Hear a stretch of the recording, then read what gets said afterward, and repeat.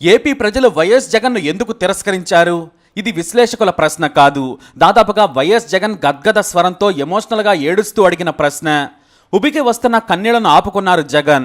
ఎందుకంటే నేను నా అక్క చెల్లెమ్మలకు అవ్వతాతలకు ఎంతో చేశాను, నా వాళ్ళనుకున్నాను.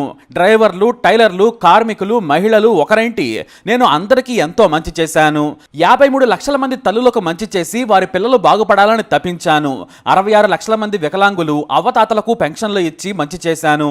రైతులకు, మత్స్యకారులకు ఇలా ఎవరికి కూడా నేను తక్కువ చేయలేదు. అందరూ ఆర్థికంగా బాగుండాలని తప్పించాను. నేను పేదల గురించి తప్ప రాష్ట్రంలో దేని గురించి ఆలోచించలేదు. వారు ఆర్థికంగా బలపడితే మిగతావన్నీ సర్దుకుంటాయని భావించాను. కానీ ఇలాంటి ఫలితాలు వస్తాయని ఊహించలేదని కన్నీళ్లు వస్తున్నా కూడా ఆపుకుంటూ చివరిసారిగా మీడియాతో మాట్లాడుతూ చెప్పారు జగన్. నా మీద ఉన్న ఆ ప్రేమ ఏమైంది? జగనన్న అంటూ పిలిచేవారు. నా అమ్మలు, అక్కల ప్రేమ ఎటుపోయిందో తెలియడం లేదు. ఇంతటి ఆశ్చర్యకర ఫలితాలు వస్తాయని కలలో కూడా ఊహించలేదన్నారు జగన్. నేను సామాజిక న్యాయం చేశాను. మేనిఫెస్టోను భగవద్గీత, ఖురాన్, బైబిల్లా భావించి అమలు చేశాను. పేదల కోసం తాపత్రయపడ్డాను. మరి ఎంత చేసినా నా ఓట్లు ఏమయ్యాయో తెలియడం లేదు. చేయగలిగినంత చేశాము. ఇప్పుడు ఏమీ చేయలేము. ప్రజల తీర్పును తీసుకుంటాం. నేను ఎన్నో కష్టాలు అనుభవించాను. నా కష్టాల్లో తోడుగా ఉన్నారు. ఇప్పుడు మీరు కూడా ఎలాంటి సమస్య వచ్చినా ఎదుర్కొనేందుకు సిద్ధంగా ఉన్నాను. పేదవాడికి తోడుగా ఉంటాము. ఎప్పుడు అండగా నిలబడతాం.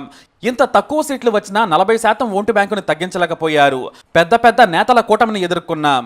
బీజేపీ, చంద్రబాబు, పవన్ కళ్యాణ్లకు అభినందనలు. నాకు తోడుగా ఉన్న ప్రతి నాయకుడికి, ప్రతి కార్యకర్తకు మనస్ఫూర్తిగా కృతజ్ఞతలు తెలియజేస్తున్నాను.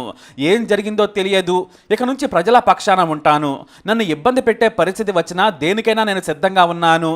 గెలిచి ప్రభుత్వం ఏర్పాటు చేయబోయే వాళ్లకు ఆల్ ది బెస్ట్ అన్నారు వైసీపీ అధినేత జగన్. జగన్ స్పీచ్ విన్నవారికే కాదు, గ్రామీణ పేదలు జగన్ వెంటే ఉన్నారని ఫలితాలు వచ్చే వరకు అందరూ భావించారు. గెలవకపోయినా టఫ్ కాంపిటీషన్ ఉంటుందనుకున్నారు. క్లోజ్ ఫైట్ ఉందని ఊహించారు. కానీ ఫలితాలు చూస్తే మాత్రం మొత్తం తేడాగా ఉంది. ఎంతలా అంటే ఊహించనంత. జగన్ పథకాల ద్వారా లబ్ధి పొందిన వారు కూడా ఓటు వేయలేదా అనే అనుమానం కలిగింది. అందుకే జగన్ ఎమోషనల్ అయ్యారు. గెలవకపోయినా కూడా గౌరవప్రదమైన సీట్లు రాలేదని ఆయన బాధ స్పష్టంగా కనిపించింది. ఎక్కడ తేడా జరిగిందనే ఆయన ప్రశ్నించడం చూస్తే అసలు ఓటమికి సరైన కారణం తెలియడం లేదనే మాట వినిపించింది. కానీ ప్రజలు ఎప్పుడూ తెలివైన నిర్ణయం తీసుకుంటారు. ప్రజలతో లింక్ తెగిపోతేనే ఇలాంటి ప్రశ్నలు వస్తాయి. కేవలం సంక్షేమం నమ్ముకున్న జగన్ ప్రజలతో లింక్ తెగిపోయిందనడానికి ఆయన చివరి స్పీచ్ ఉదాహరణ అని చెప్పొచ్చు. ప్రజలు ఎందుకు ఆదరించలేదో అర్థం కావడం లేదని జగన్ ప్రశ్నించారు. ఆయనకు ఈ ప్రశ్న రావడం ఆశ్చర్యమే. ఎందుకంటే తన తప్పులను సులువుగా తెలుసుకునే శక్తి జగన్కు ఉండాలి. ప్రజల ఆస్పిరేషన్ ఏంటో తెలుసుకోలేకపోయారు ఆయన. ప్రజల కష్టాలను గుర్తించలేకపోయారు. కేవలం డబ్బులను పంచితే చాలు గెలుస్తామనుకున్నారు. వాలంటీర్లు గెలిపిస్తారులే అనుకున్నారు. కానీ తాను ప్రవేశపెట్టిన లిక్కర్ను సామాన్య జనం ఎలా తాగుతారని ఆయన తెలుసుకోలేకపోయారు. జనం తిడుతున్నా కూడా తప్పుడు పద్ధతినే సరైందనుకున్నారు. జనం చస్తారని తెలిసినా పట్టించుకోలేదు. ఇక రోడ్లు బాగాలేవని కేసీఆర్ కూడా అసెంబ్లీ ఎన్నికల సమయంలో విమర్శించినా కూడా జగన్ ఈ విషయాన్ని అర్థం చేసుకోలేకపోయారు. గత ప్రభుత్వం చేసిన తప్పును తాను చేయొద్దని భావించలేదు. రాజధాని నిర్మించాలనే తపన జగన్కు ఏమాత్రం లేదు. కేవలం రాజకీయ కోణంలోనే చూశారు. అమరావతిని వదిలేశారు. అలానే కొత్త రాజధానిని కూడా డెవలప్ చేయలేదు.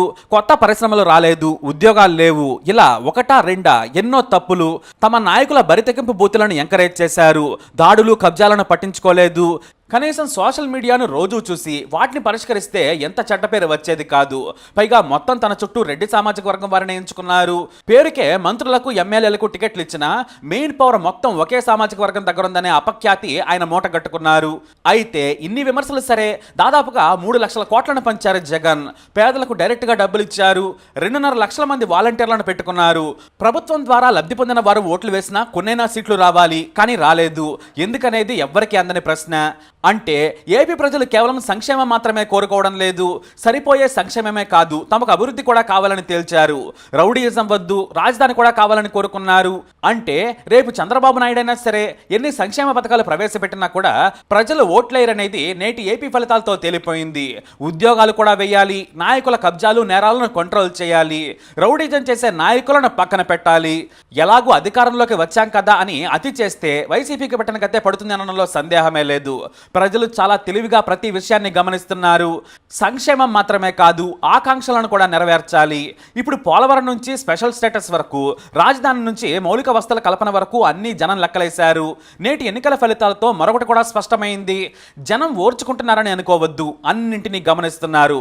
తమకు అవకాశం రాగానే తొక్కేస్తున్నారు. ఎంతలా అంటే అధః పాతాళానికి. ఇక్కడ జగన్ అండుకోకు అదే జరిగింది. వైసీపీ ఎమ్మెల్యేలు ఓటర్ల మీదే బలుపు చూపించారు. ఒకడు ఓటర్ను కొడితే మరొకడు ఏకంగా ఓటింగ్ మిషన్లనే నేలకేసి కొట్టాడు. ఇవన్నీ కూడా ప్రజలు గమనించడం లేదు అనుకుంటే మాత్రం వాత తప్పదు. వైసీపీకి జరిగింది అదే. ఇక సీఎంగా తాడేపల్లి ప్యాలెస్ నుంచి ఆయన కదలలేదు. ఇప్పుడు బాబు కూడా ఆ పద్ధతి మార్చుకోవాలనేది ఇదో సంకేతం.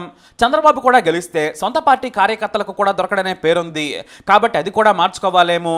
మీడియాతో మాట్లాడాలి, మీడియా వేసే ప్రశ్నలకు సమాధానం చెప్పాలి, బయట ఏం జరుగుతుందో కూడా సీఎంకు తెలుస్తుంది. కానీ జగన్ అది చేయలేదు. మీడియాతో ఒక్కసారి కూడా మాట్లాడలేదు. అది తప్పే. సొంత పార్టీ నాయకులను జగన్ కంట్రోల్ చేయలేదు, బాబు కంట్రోల్ చేయాలి. తమకు అవకాశం వచ్చింది కదా అని దాడులకు తెగబడితే 5 ఏళ్ల పాటు సామాన్యులు మనసులో పెట్టేసుకుంటారు. దానికి వడ్డీ కూడా వేస్తారు. తర్వాత ఓటుతో ఊచకోత కోస్తారు. వైసీపీ జగన్ ఓటమికి పథకాలు తప్పులు ఒక కారణమైతే బూతులు మాట్లాడటం కూడా ఎవరు సహించరు. అదంతా సోషల్ మీడియాలో ఎంటర్టైన్మెంట్గా చూశారు, కానీ చీకొట్టేశారు. చట్టసభల్లో ఉండి మంత్రులుగా ఉన్నవారు కూడా ఏపీ పేరును చెడగొట్టారనే కోపం ఉంది. కొడాలి నాని, వంశీ, రోజా, అప్పలరాజు, పేరు నాని ఇలా ఒకరా ఇద్దరా చాలా దారుణంగా చంద్రబాబును తిట్టారు. ఆఖరికి చంద్రబాబు భార్యను కూడా రాజకీయాల్లోకి లాగి అవమానించారు. బాబును ఏడ్చేలా చేశారు. ఇవన్నీ జనం పట్టించుకోరులే అని అధికార మత్తులో రెచ్చిపోయారు. అవన్నీ కూడా వైసీపీకి చెడ్డ పేరు తెచ్చాయి, ఓటమికి కారణమయ్యాయి. ప్రజలను తక్కువగా అంచనా వేసిన జగన్ అండుకో ఇప్పుడు గోర్లు గిల్లుకుంటున్నారు. ఎందుకంటే జగన్ వారిని కంట్రోల్ చేయాల్సింది. ప్రజలు ప్రతి విషయాన్ని లెక్కలేసుకొని మరీ ఆలోచన చేస్తుంటారు కాబట్టి జాగ్రత్తగా ఉండాలి. ఇప్పుడు టీడీపీ అయినా సరే రివెంజ్ పాలిటిక్స్కి దిగి దిగజారి ప్రవర్తిస్తే మాత్రం అంతే సంగతులు. దేనికైనా లిమిట్ ఉంటుంది. ఆ లిమిట్ దాటితే అంతే సంగతులు అనడానికి ఇదే ఉదాహరణ. మరి జగన్కి ప్రజలు ఇచ్చిన సందేశం ఏమిటి? మీ అభిప్రాయాన్ని కమెంట్ ద్వారా తెలియజేయండి. ఈ వీడియో అప్డేట్స్ కోసం మా ఛానల్ ఫాలో అవ్వండి. అలాగే తప్పకుండా సబ్స్క్రైబ్ చేసుకోండి.